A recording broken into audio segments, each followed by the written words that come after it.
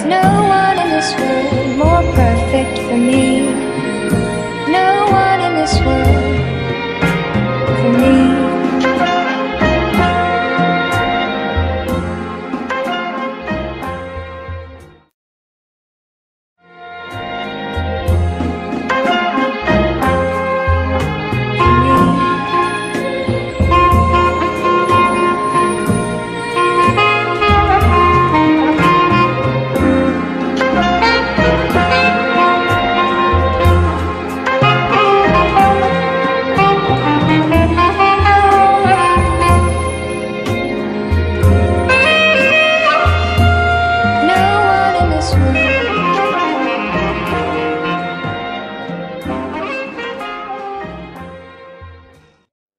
Nouvelle interview Frenchy, alors ça devient une habitude et c'est pas pour me déplaire, à nouveau un canapé.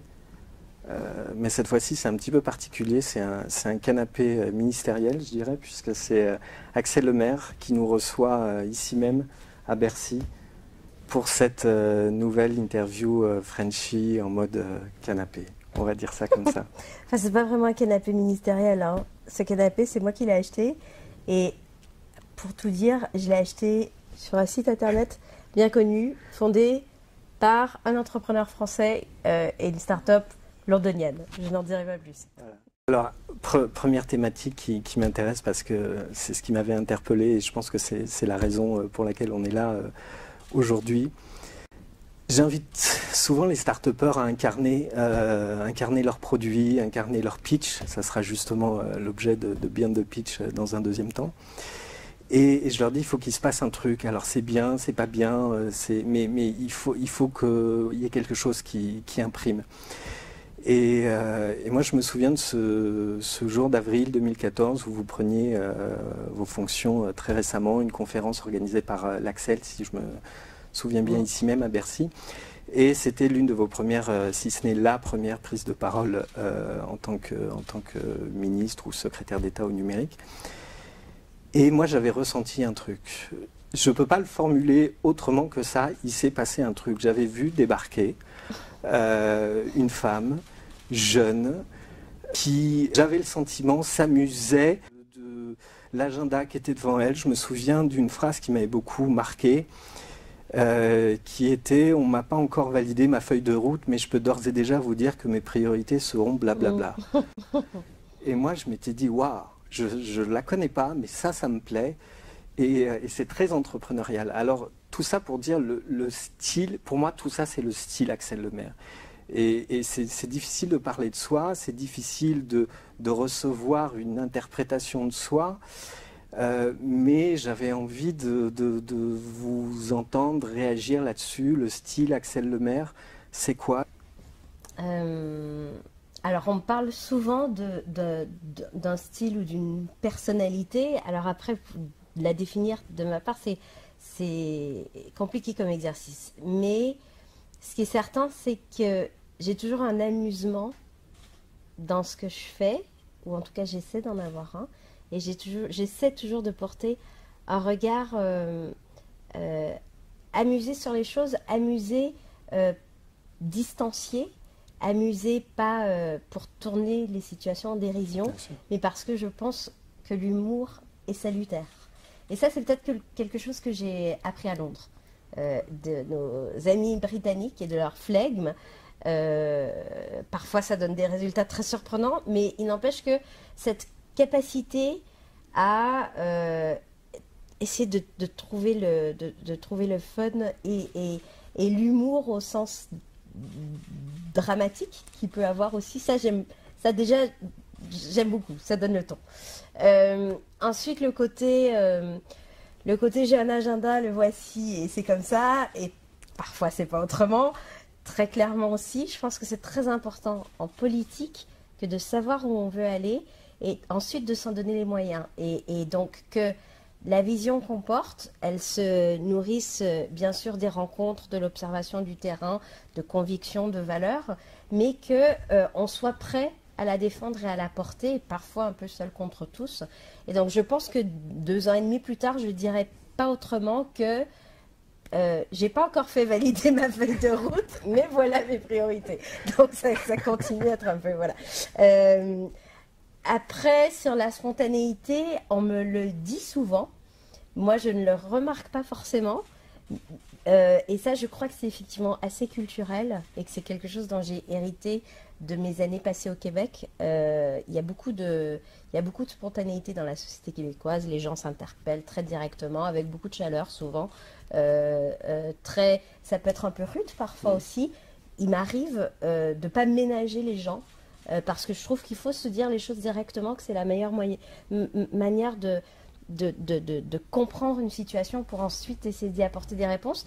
Mais je vois bien que culturellement, j'ai un style qui n'est pas forcément le style passe-partout à Paris. Et après, j'essaie de m'adapter et en même temps, on est comme on est. Et voilà. Mais ça crée des quiproquos et ça crée parfois des situations un peu compliquées.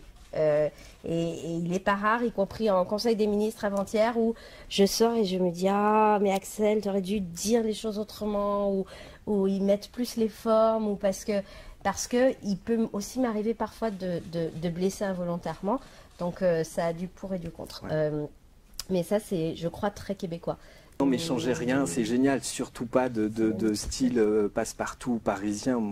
Oh mon Dieu, quoi. Oui. Bon. Oh my God. Oh my God. Alors, deuxième thématique qui m'intéressait, c'est justement ce portefeuille numérique. Moi, avant vous, il y avait Fleur Pellerin. Alors, je me souviens de ce petit épisode qui était pas neutre aussi pour vous. Hein. Vous aviez pu l'expliquer sur ce hashtag Keep Fleur. Et en fait, la communauté du numérique, la communauté des entrepreneurs, c'est tellement des gens qui créent, des gens qui se mettent en danger, que naturellement, instinctivement, ils se soutiennent, on se soutient tous, on se back tous, on s'entraide, je pense, bien plus que dans d'autres secteurs, parce que on a conscience que le challenge est tellement compliqué, créer de la valeur en faisant ce qu'on aime, dans des contextes très concurrentiels, très compliqués, sur des logiques de fiscalité, d'attractivité. Donc on est tous en mode un peu on pousse, quoi, tous ensemble. Et donc quand il y a une ministre qui débarque, eh ben, elle rentre dans cette communauté et forcément on pousse notre ministre, quoi. Axel, c'est notre ministre. Et ça, je pense que c'est très spécifique. Je suis la mama. Mais vous l'avez dit, Big Sister is watching you, c'était dans vos pitchs, ça. Et quand on est arrivé, je dis oui, je sais où est le bureau d'Axel, alors que je n'y suis jamais venu, parce qu'elle nous a dit que sa porte était toujours ouverte au 4e étage de l'hôtel des ministres. C'est vrai. Voilà. Alors j'ai un petit sujet en ce moment, c'est que j'y suis de moins en moins. Pas parce que je bosse de moins en moins, c'est plutôt l'inverse, mais parce qu'en fait, être dans mon bureau, pour moi, ça signifie surtout ne pas être dehors et ne pas être sur le terrain, ne pas être à l'extérieur. Et en fait, je sais que mes administrations et mon équipe commencent à s'en plaindre un petit peu. J'ai tendance à être de moins en moins ici. D'ailleurs, on délocalise maintenant nos réunions cabinet. On les organise dans des lieux d'innovation, des lieux de créativité. Ouais. Parce que j'ai besoin de ça pour m'imbiber de l'ambiance et de la créativité. Oui, de la culture du numérique en faisant. Et justement, moi, je me disais... je ne crois pas que vos collègues ministres à l'agriculture, à l'éducation, je pourrais dérouler tous les portefeuilles, ont ce même sentiment, enfin cette même bienveillance quant à leur exécution de par leur communauté. Je ne sais pas si je suis très très clair, mais on a l'impression que... En tout cas, il y a une communauté voilà. qu'il faut animer, c'est certain. Et donc, quand j'ai été nommée, j'en ai forcément tout de suite pris conscience avec le hashtag Keep Fleur. Et je me disais, mais comment le comprendre? Est-ce que c'est un rejet de ce que je suis? Et en fait, non, je pense que ce sont des gens qui sont assez intrinsèquement optimistes et positifs. Et quand il y a quelque chose qui marche bien, qu'ils aiment bien, ils l'expriment. Et finalement, c'est très positif parce qu'ils l'ont fait de manière spontanée, là aussi, et sans calcul politicien. Et donc ça, j'ai trouvé que c'était une démarche qui était plutôt bon signe. Après, il y a la communauté des start-upers, des entrepreneurs. Je me reconnais, peut-être paradoxalement, beaucoup en eux, parce que contrairement à ce qu'on peut penser, il y a beaucoup de liens entre la vie politique et la vie entrepreneuriale. Je vais donner mon exemple. Lorsque nous étions en 2010 et que j'ai été investie par mon parti politique pour me présenter à une élection législative dans une circonscription qui venait d'être créée, il n'y avait pas de précédent. Tout ce que je savais, c'est qu'il y avait 21 millions de kilomètres carrés, 130 000 Français à trouver, sans trop savoir où ils étaient, construire un programme, construire une vision, convaincre, avec là aussi sac au dos, aller chercher les gens et les rencontrer les uns après les autres. Se lancer dans un projet pareil, ça veut dire prendre un risque professionnel très important, personnel tout aussi. Déjà à l'époque, j'étais enceinte et j'avais accouché. Donc, bref, on se jette dans le vide. On se lance en se disant, je crois en quelque chose, peut-être que ça peut marcher. À l'époque, personne n'y croyait, mais les médias, les journalistes, y compris au sein de mon propre parti, c'était considéré comme suicidaire. Eh bien, finalement, j'ai beaucoup réanalysé cette expérience à l'aune des récits des start-upers que j'ai pu rencontrer. Donc oui, il y a une communauté, oui, il est important de l'animer et de la fédérer, et la beauté de la French Tech, c'est justement d'avoir permis cette prise de conscience d'une communauté d'appartenance. J'ai envie de vous dire, et les autres, en fait, comment vous faites pour leur expliquer? Alors, il y a deux éléments dans la question. L'enjeu du numérique, parce que moi, je me dis, c'est bon, Axel, elle a tout compris, mais Axel, elle est secrétaire d'État au sein d'une hiérarchie gouvernementale et des enjeux qui sont certainement plus importants, mais nous, on a envie de leur dire l'inversion de la courbe, la création des emplois. C'est le numérique, c'est ce qu'on est en train de faire nous au quotidien. Axel, elle l'a compris, comment elle va faire remonter ça? Parce que le numérique, c'est une culture, c'est tout un track record qu'il faut avoir, et que si on ne l'a pas, et il y a aussi des questions de génération, c'est compliqué. On a tendance à dire, bon, c'est l'Internet. Et moi, je me disais, peut-être qu'Axel, on lui dit, fais mumuse avec tes startups, avec ton Internet. Nous, on fait les choses importantes. Et moi, je me dis, mais il faut qu'on adresse ça, parce que c'est un des problèmes, un des enjeux, et surtout une des solutions. Complètement. Non, je pense qu'il y a eu un vrai passage à l'échelle dans la prise de conscience des enjeux. Effectivement, au départ, la vision, je crois, du portefeuille du numérique, c'est une vision très tech et très start-up. Lorsque Manuel Valls m'a demandé d'entrer dans son gouvernement, j'ai dit oui, mais à une condition, c'est que je passe du portefeuille de l'économie numérique à celui du numérique. Pourquoi? Parce que j'ai toujours considéré que c'était éminemment interministériel, transversal, horizontal, et que c'était finalement un prétexte à l'innovation, le numérique, et qu'il fallait instiller du numérique partout, dans tous les sujets. Et ça a été ma méthode depuis le début. Alors, moi, je me vis un peu comme une courroie de transmission. Effectivement, ça serait facile de se contenter de faire les salons internationaux pour accompagner les startups. Non pas que les startups ont des parcours faciles, mais au moins, c'est un champ limité avec des objectifs. Or, j'aime la difficulté, et je pense qu'aujourd'hui, l'enjeu, c'est d'accompagner toute l'économie et toute la société française et les Français dans cette transition numérique pour qu'elle ne soit pas vécue comme une menace, mais comme un potentiel, comme une source d'opportunité. C'est vrai dans le monde du travail, bien sûr, mais c'est vrai dans absolument tous les secteurs qui tous se transforment au plan économique. Les banques, les assurances, le luxe, l'agriculture, le commerce, l'artisanat, tout au plan sociétal, les structures d'organisation de la société, les corps intermédiaires, les associations, les fondations, la vie politique, tout est absolument radicalement transformé par le numérique. Et donc moi, j'essaie de faire les bons diagnostics, de proposer des outils d'accompagnement avec une certaine vision.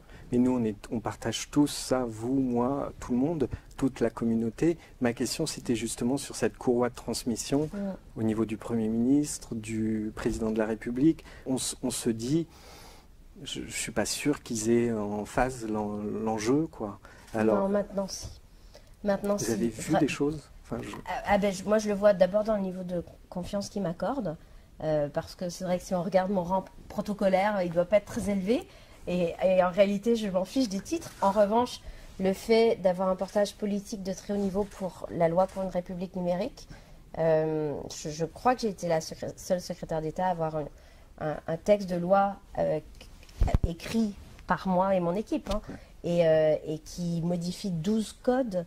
On a travaillé avec 20 administrations différentes, c'est-à-dire 20 collègues différents au sein du gouvernement, et ensuite faire ce portage au Parlement, ça ne serait pas possible sans une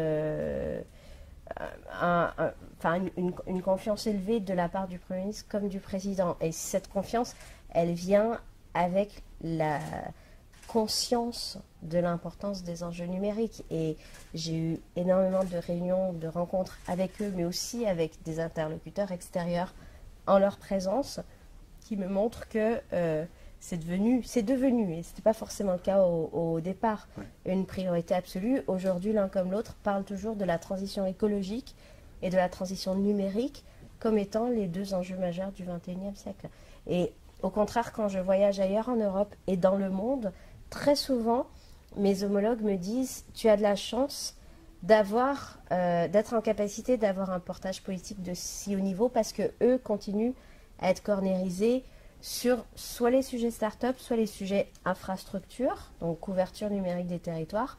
L'un comme l'autre sont totalement essentiels, mais ça serait trop réducteur. Et donc il faut faire ce passage à l'échelle, et la France le fait plutôt plus, je trouve, que les autres au plan politique. Alors je l'évoquais un petit peu dans mes perceptions, on se disait on connaît mal l'articulation du jeu politique, limite c'est quelque chose qui nous intéresse pas parce qu'on ressent beaucoup de postures, beaucoup de manipulations éventuelles. C'est peut-être l'occasion de faire un petit peu de pédagogie, que vous auriez justement quelque chose à transmettre en disant vous imaginez pas, justement c'est l'occasion de nous faire imaginer. Ce serait quoi votre quotidien, les complexités, pour renforcer cette empathie?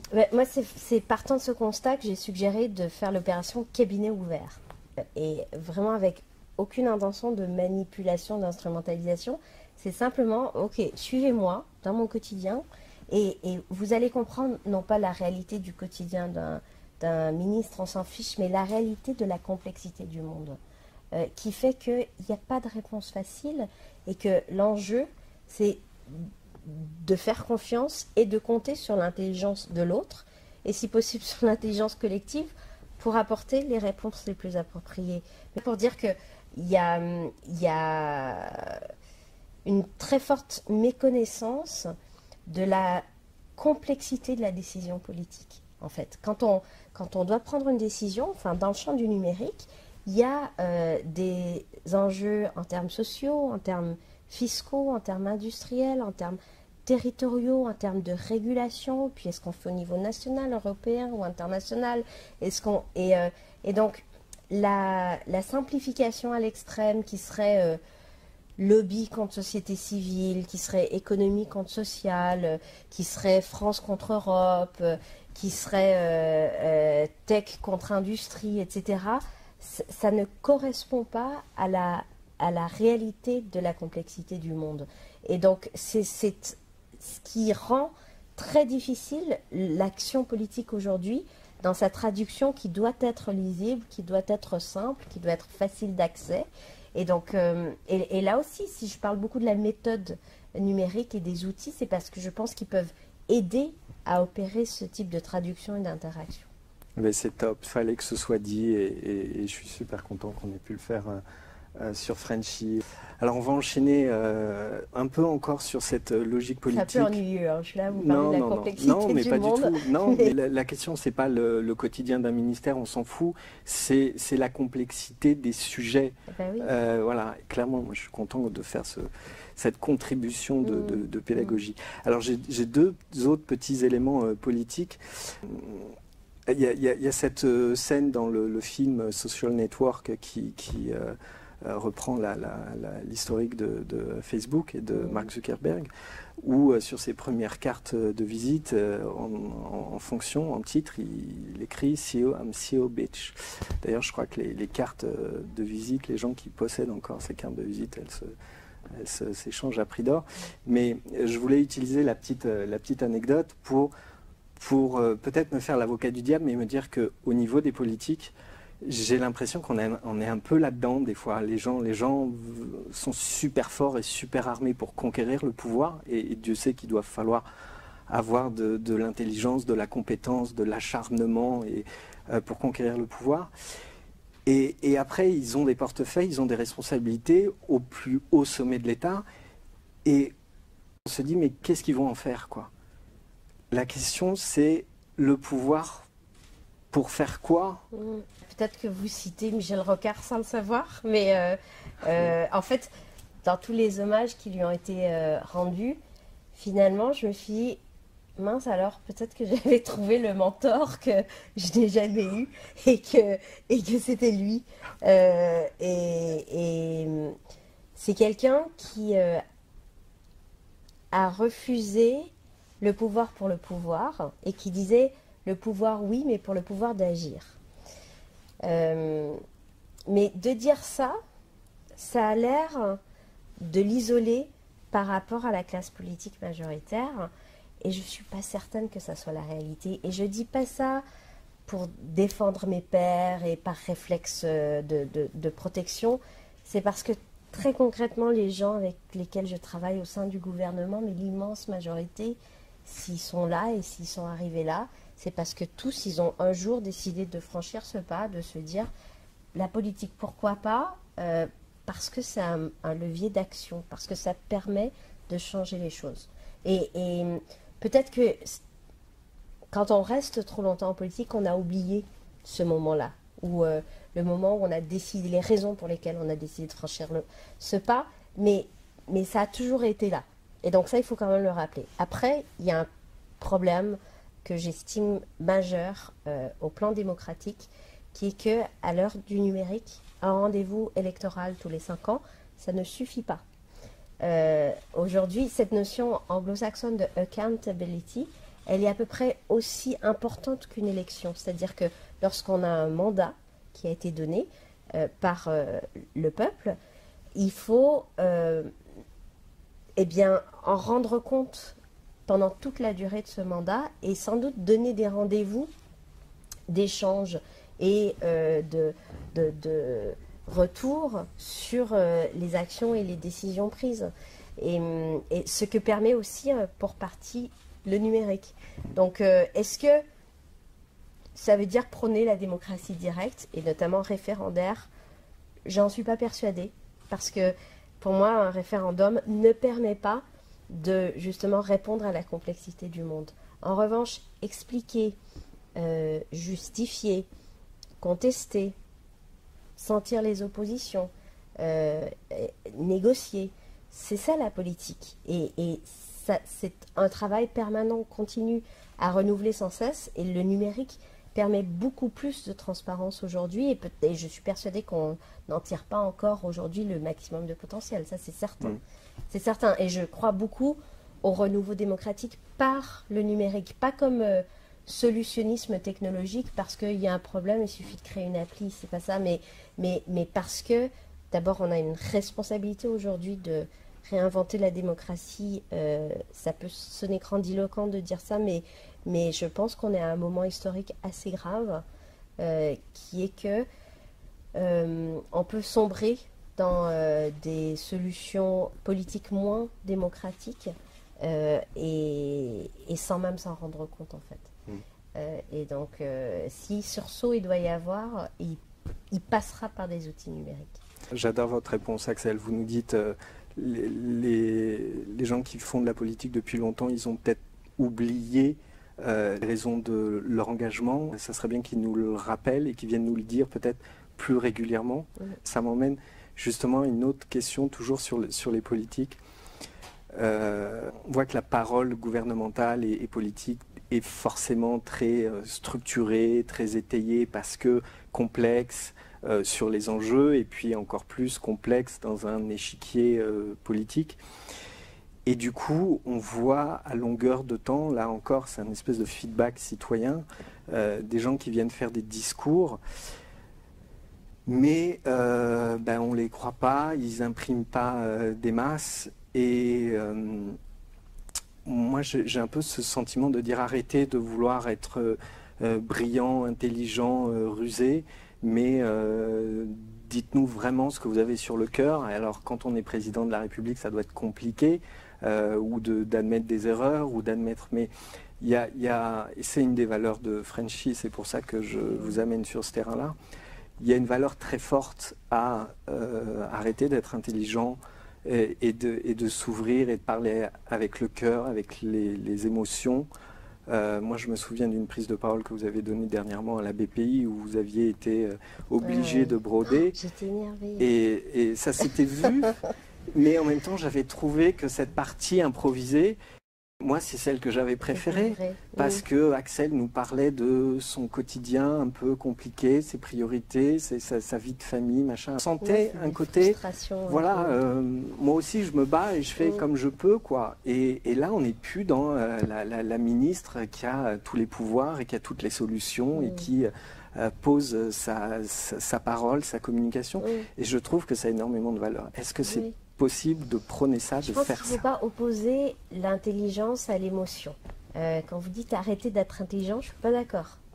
Au contraire, l'enjeu, c'est d'essayer de rester intelligent dans un climat assez délétère qui cède à toutes les pulsions et à toutes les passions, mais complètement irrationnelles. Parfois, on a plus le sentiment d'être dans une série télé que d'être dans la vraie vie quand on fait de la politique. Et donc, au contraire, je pense qu'il faut sans arrêt essayer de rationaliser les choses. Ça ne veut pas dire pas avoir de conviction et de valeur, mais ça veut dire justement ne pas instrumentaliser à des fins politiciennes. Après, est-ce qu'il faut de l'émotion? Mais bien sûr qu'il faut de l'émotion. Sinon, on se déshumanise.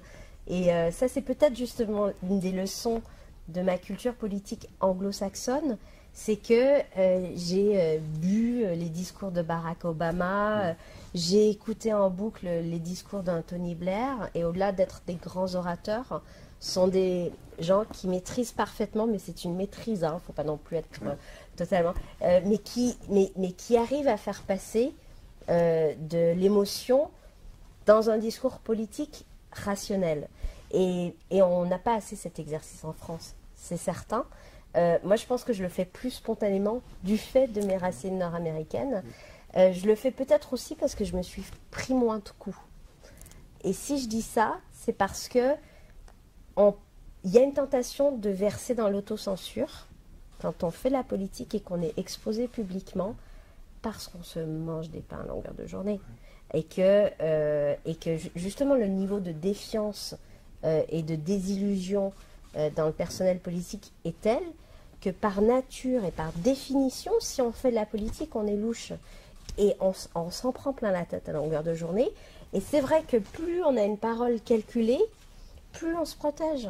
Et donc ce travers-là, il est aussi auto-entretenu par la société elle-même.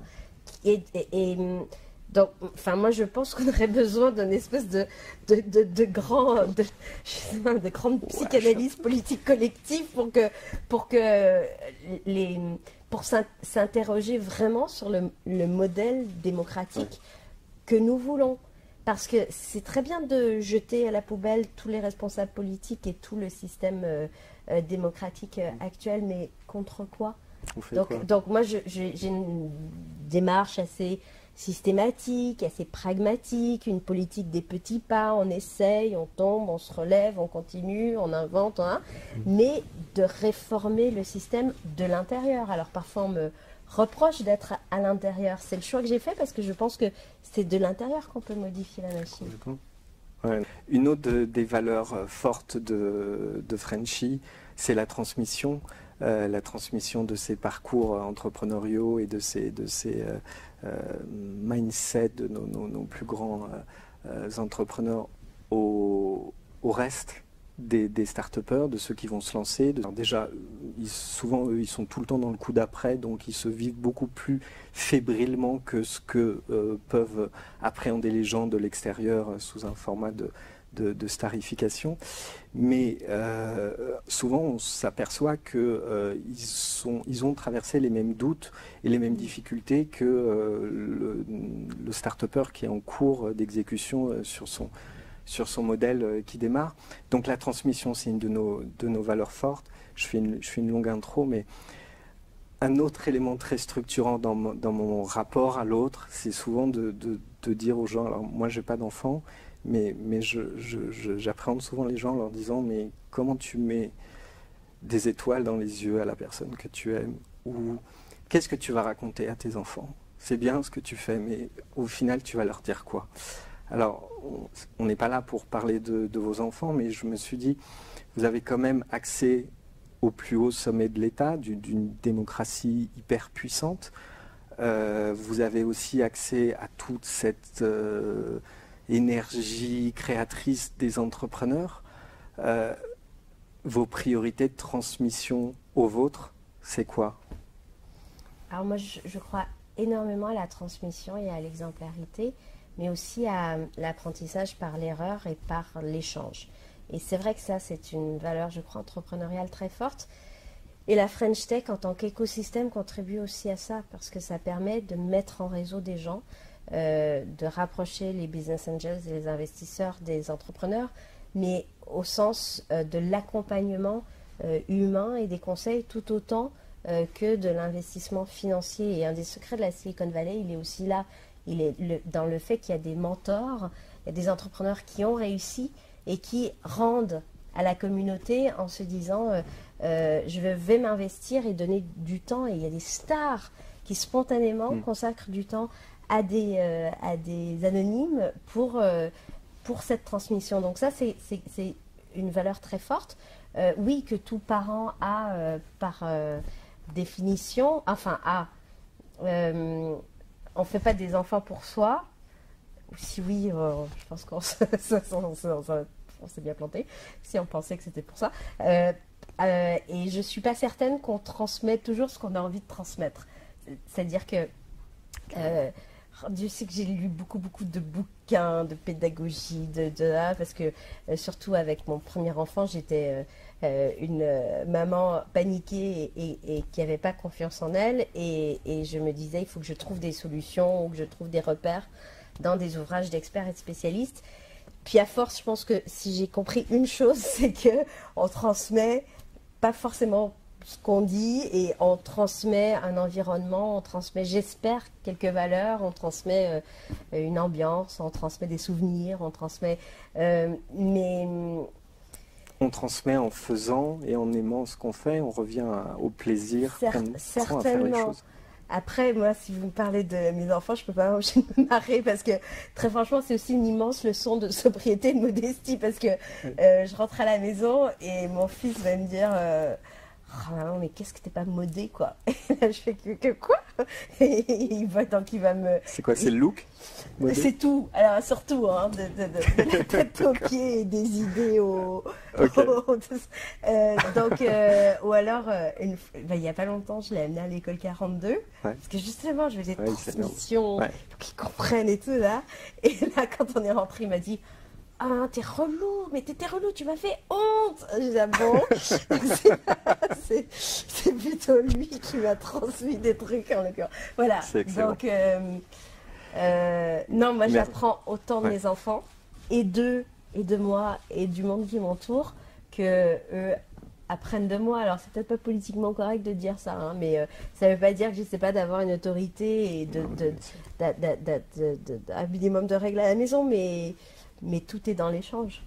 Merci beaucoup. Dernière question, en fait, alors elle paraît un peu flat après ce qu'on vient de se dire, mais c'est quand même un truc où je veux vous entendre parce que c'est pour moi un des sujets cruciaux du numérique. On a des contextes sociaux un peu perturbés actuellement.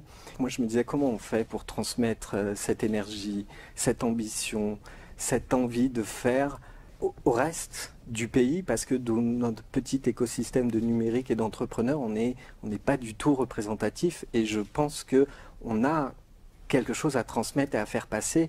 Comment on fait? Moi, je pense qu'il y a une forme d'autocomplaisance à dire ça. l'énergie, en particulier chez les plus jeunes, et l'envie de faire, je la vois partout. Et pas qu'à Paris, je la vois dans tous les milieux socio-professionnels.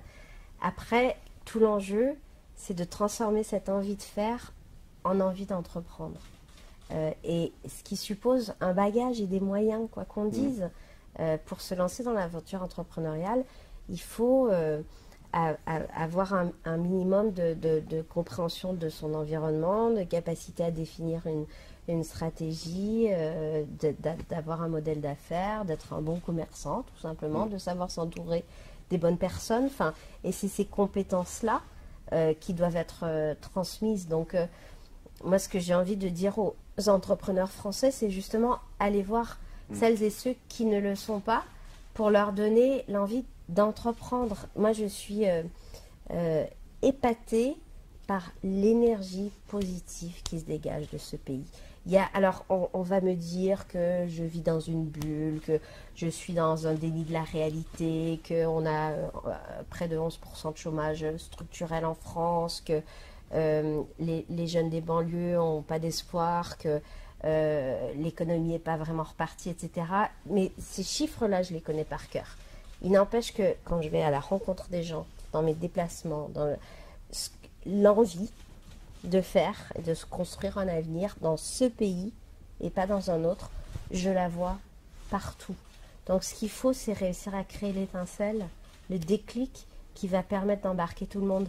Mais ça, c'est pas moi seul, c'est pas un gouvernement, c'est pas un État seul qui peut le faire. C'est toute une société qui doit apporter cette réponse. Et c'était un peu le sens du Premier ministre après les attentats de Nice, quand il disait la société française a une capacité de résilience. Mais c'est vrai, on en a fait la preuve déjà. Et dans le sursaut, dans la résistance, dans le fait de se dire on se construit un avenir ensemble, c'est une forme de résilience. Donc, ce qu'il faut maintenant, que les valeurs sont là, que l'énergie est là, et ça j'en suis persuadée, c'est outiller. C'est donner les moyens à tout le monde d'embrasser, s'il le souhaite, l'aventure entrepreneuriale. C'est pas fait pour tout le monde. Hein. Oui, d'accord. Mais ce qu'il ne faut pas, c'est qu'il y ait des obstacles sur le chemin de celles et ceux qui voudraient la tenter, qui ne devraient pas être là. Donc pour moi, le véritable enjeu, il est là. Et moi, je voudrais marier la French Tech avec le reste de la France, quoi. C'est-à-dire créer des ponts et que quand je dis la French Tech prend ses quartiers, c'est la French Tech en banlieue. Ouais. La French Tech se met au vert. C'est vraiment tout ce qui est clean tech, développement durable, etc. La French Tech et donc les technos, mais pas que, l'innovation sociale et sociétale au service d'un projet de transition écologique. Quand on décline la medtech, la fashion tech, l'eductech, l'IoT tech, tout ça, c'est au service de quelque chose. Ouais. Donc au final, c'est le progrès par l'innovation, ou plutôt l'innovation au service du progrès. Et la French Tech, c'est ça aussi. Super, Axel. C'était super réconfortant de vous l'entendre dire. Merci beaucoup. Merci. On l'a tiré un peu. Oh my God. Oh my God.